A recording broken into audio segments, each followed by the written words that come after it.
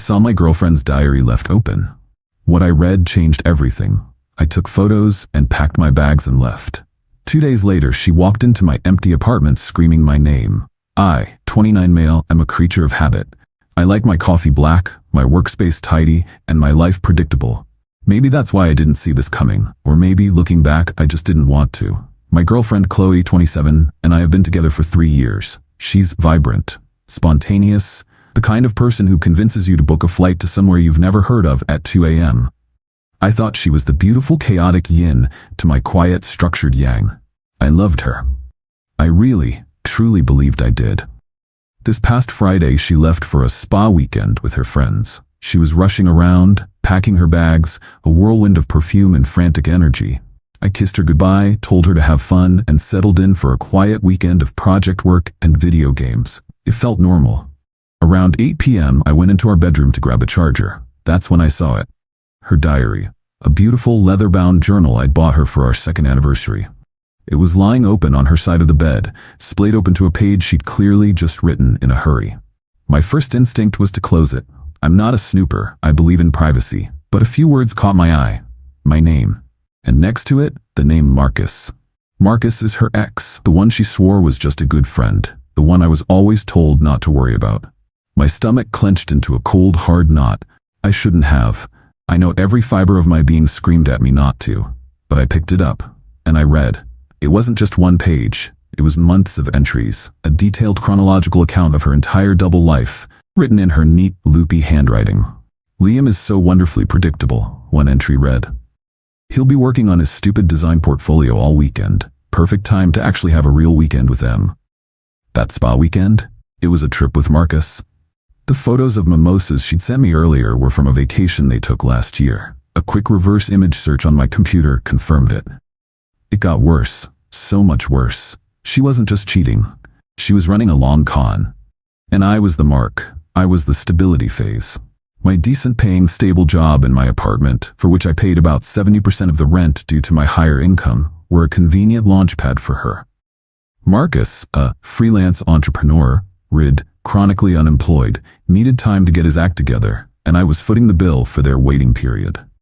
The real kicker was the financial endgame. I'd been saving aggressively for a down payment on a small house. I'd told her about it, excited, showing her listings, planning our future. She'd been so supportive, her eyes wide with feigned excitement. In the diary, she called my dream house the boring beige box. She wrote about how once I hit my savings goal in about 2 months, she was going to convince me to invest half of it, around $30,000, into a boutique marketing agency she wanted to start. An agency that, according to her diary, would be co-owned by Marcus. Liam's such a provider, he'll fall short, she wrote. He'll think he's building a future with me. Once the money is secured in a business account, Em and I can finally get our own place, and I can drop the dead weight. It's a flawless plan. There were details about my family. How she'd charmed my mother, who's been unwell, just to cement her position. She'd described my mom's illness as a convenient way to look like a saint.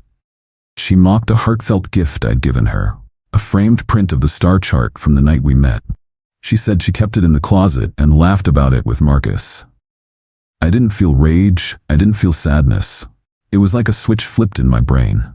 The world went quiet and sharp. All the little inconsistencies, the late nights at work, the secretive phone calls, it all snapped into focus with horrifying clarity. I put the diary down. I took out my phone, and with steady hands I took clear, high-resolution photos of every single page from the last 6 months. I made sure the dates were visible. I backed them up to my cloud drive, a separate, secure folder, and then to an encrypted USB stick. That diary was my artifact of truth, and I would not lose it. Then I started packing. Not everything, just the things that mattered. My clothes, my computer and work equipment, my grandfather's watch, the books I loved, the photos of my friends and family. I left her stuff, all of it. The expensive clothes I'd bought her, the jewelry, the furniture we'd picked out together. I left it all, for now. I packed my car methodically. I took a final look around the apartment that was once our home. It looked hollowed out. It felt like a stage set for a life that was never real. I drove to my parents' house, a 2-hour drive. I didn't call. I just showed up, My dad opened the door, saw my face and the duffel bags at my feet and just nodded, a grim understanding passing between us. He helped me carry my things inside without a word. For 2 days I ignored her texts. The cute, miss you messages, the recycled photos of cocktails. Then came the "Are you okay? You're being quiet" texts. Then the slightly annoyed, "Liam, answer your phone." This morning, the panicked calls started. I let them go to voicemail.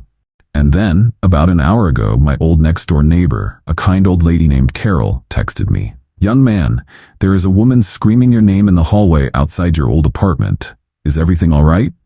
I know Chloe. She wouldn't have used her own key. She would have expected me to be there, waiting for her like a lost puppy. Finding the apartment half empty, finding me gone without a trace, would have broken her script. My phone is blowing up with calls from her mom, her friends. I haven't answered. I'm just sitting here, drinking a cup of my dad's too strong coffee and getting ready for the next act. Because I know it's coming, and I'm ready. Update 1. The storm has made landfall. Thank you for all the support and advice. It's grounding to know I'm not overreacting. The screaming in the hallway was just the overture. After realizing I wasn't there, Chloe used her key. The sight of my half of the apartment being gone, my office stripped bare, apparently sent her into a full-blown meltdown. I finally answered her call last Tuesday. I had to set the first boundary. "Liam, where are you? What the hell is going on? Half the stuff is gone. My TV is gone." I noted she mentioned her TV, the one I paid for with my last bonus. The receipt is in my email. I kept my voice calm, level. "I moved out, Chloe." "Moved out? What are you talking about? You can't just move out. We live here. You were supposed to pick me up from the station." The sheer, undiluted entitlement was breathtaking. Not, "What's wrong?" but, "You have disrupted my schedule." "I read your diary," I said into the silence. It was like flipping a switch. The frantic anger vanished, replaced by a cold, sharp fury. "You went through my private things? That is a complete violation of my privacy, Liam. I can't believe you would do that. And I can't believe you were planning to defraud me of $30,000 and run off with Marcus," I replied, matching her cold tone. "I guess we both have our disappointments." The line went quiet for a full 10 seconds. Then came the gaslighting. It was a masterclass. She claimed I was twisting her words, that the diary was just fantasy, a way to process her feelings. She said Marcus was just a friend supporting her business dream, and I was being insecure and controlling. I just said, "I have photos of every page, Chloe, every single word." That's when her mom got on the phone. Apparently, the phone was on speaker. Mrs. Davison didn't yell. She used that disappointed, condescending tone that's always made my skin crawl. "Liam, this is incredibly immature," she said. "Whatever is in there, you need to be a man, come back, and talk it through." I was done. "There's nothing to talk through," I said. This is where I laid out the first real consequence. I spoke to the property manager this morning. I've given my official 30-day notice to vacate, as per our lease agreement. Since you are also on the lease, you have 2 options. Either you re-qualify for the apartment on your own income, or you also give notice and we are both out by the end of next month. Your choice. Chloe came back on the line, screaming, "You can't do that. I can't afford this place myself." "That sounds like a you problem, not a me problem," I said calmly. "Which brings me to your things." "What about my things?" she snapped. "Our lease is paid until the end of the month. I still have legal access to the apartment. Yesterday, while you were at work, I hired a moving company. All of your belongings, your clothes, your furniture, everything, have been carefully packed and moved into a 10 by 15 climate-controlled storage unit. A very nice one."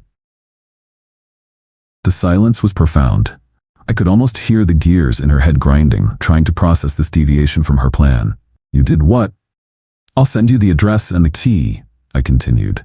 "Just as soon as you pay me back for your share of the last 3 months' rent and utilities you forgot to pay, plus the cost of the movers and the first month of storage. It comes to $3,121.58. I'll text you a formal, itemized invoice. Once the money is in my account, the key is all yours." The sputtering began. She accused me of theft, of holding her property hostage. I just replied, "It's not theft, Chloe. It's collateral. You'll get your things back when you settle your debts." I hung up. The smear campaign started the next day, of course. Vague social media posts about escaping a controlling relationship. Marcus chiming in with supportive comments. It stung, I won't lie. For a moment, I wanted to burn it all down and post the diary pages. But that's not the plan. The plan is a slow, methodical dismantling. They think this is a messy breakup. They don't understand this is an audit. Update 2. The pressure is building, and their tactics are getting more desperate. First, the storage unit. Chloe and her mother did exactly what I thought they would. They went to the facility and made a scene, demanding access. The manager, a guy named Dave, called me as they were standing there. I could hear her mother in the background saying, "He stole her property."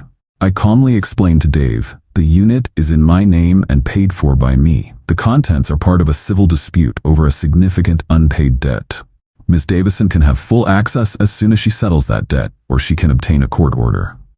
Dave, who deals with messy situations for a living, was unmoved by their drama. He told them exactly that. "Ma'am, this is a civil matter. The contract is with Mr. Kent. I cannot grant you access without his written permission or a court order. If you continue to cause a disturbance, I will have to ask you to leave the premises." They left, but not before Chloe screamed that she was calling her lawyer, and she did. Her father hired one. I received a letter full of bluster and legal jargon, accusing me of unlawful seizure of property and infliction of emotional distress. It demanded the immediate return of her belongings and a payment of $5,000, or they would see me in court. They were trying to bully me, expecting me to fold. This was the push I needed to initiate Act 2. This was never about the furniture or the social media slander. It was always about the $30,000. In her diary, Chloe had named their target investor, Mr. Alistair Finch, a semi-retired old money angel investor known for his shrewdness and obsession with personal integrity. My first email to his firm was a soft touch, a carefully worded professional courtesy. I received a generic, 2-line reply from an assistant thanking me for my correspondence. It was a polite dismissal. They likely get emails from cranks all the time. They were counting on that. Chloe and Marcus probably laughed about it, thinking the crazy ex had shot his shot and missed. But I had anticipated that. A single email was never going to be enough. I needed to bypass the gatekeepers. I needed to get the physical evidence into Finch's hands. I put the encrypted USB stick containing the high-resolution photos of the diary into a small, padded envelope. I wrote a very short, formal letter. "Dear Mr. Finch," further to my email of date, to which your office replied. "I understand the uncorroborated nature of my claim may have led to its dismissal. However, given the significant financial and ethical implications, I feel compelled to provide the documentary evidence I mentioned. The enclosed drive contains photographs of the primary source documents outlining the fraudulent intent behind the business proposal presented to you by Chloe Davison and Marcus Thorne. I trust your discretion in this sensitive matter. This will be the last you hear from me. Sincerely, Liam Kent." I didn't send it to his office. I paid for a professional courier service, the kind that guarantees direct, person-to-person delivery to the named recipient. It was expensive, but it was a crucial part of the plan. I sent it directly to Mr. Finch's private residence, the address of which I found through public property records. It was an aggressive, risky move, but their lawyer's letter told me they were playing hardball. So would I. The package was delivered 2 days ago. The courier sent me a confirmation receipt with a signature. Now I wait. Final update. It's over. The entire house of cards didn't just fall, it was swept away by a hurricane of its own making. The courier package to Mr. Finch worked. A man like that doesn't get to where he is by ignoring a direct, documented warning delivered to his front door. The fallout was not immediate, but it was total. About 2 weeks after I sent the package, a friend who works in finance heard rumblings. Mr. Finch hadn't just pulled his funding, he had quietly flagged Marcus and Chloe in his network. He didn't spread gossip. He simply let it be known that a recent due diligence process on their proposal had revealed significant ethical and financial irregularities that made them an untenable investment risk. In that world, that's a death sentence. The dream was dead.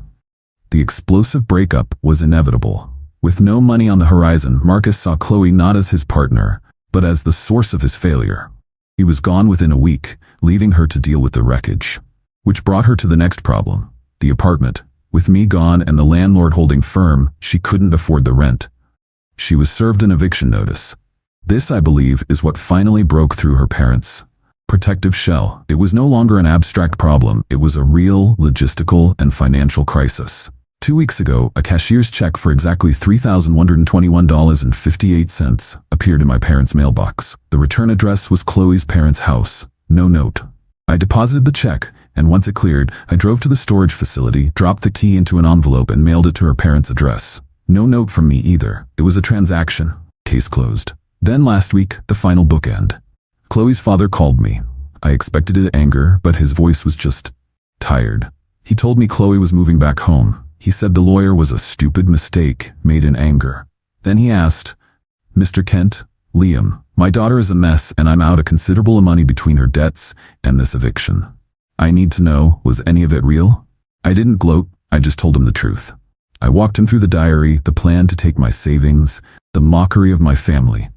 I ended by saying, "All I did, sir, was refuse to be their business's first victim." Everything that happened after that was the result of their own choices hitting the light of day. There was a long pause. He sighed, a heavy, weary sound. "She burned the diary, said you made it all up. But a man doesn't hire movers and couriers over a simple misunderstanding. Thank you for your honesty." And he hung up. I saw Chloe once, from a distance, a few days ago. I was in a coffee shop downtown. She walked past the window. She looked diminished. The vibrant, spontaneous energy that had once captivated me was gone. She was just a person staring at her phone, her shoulders slumped, looking tired and angry at the world. Our eyes didn't meet. I felt a brief, strange pang of something.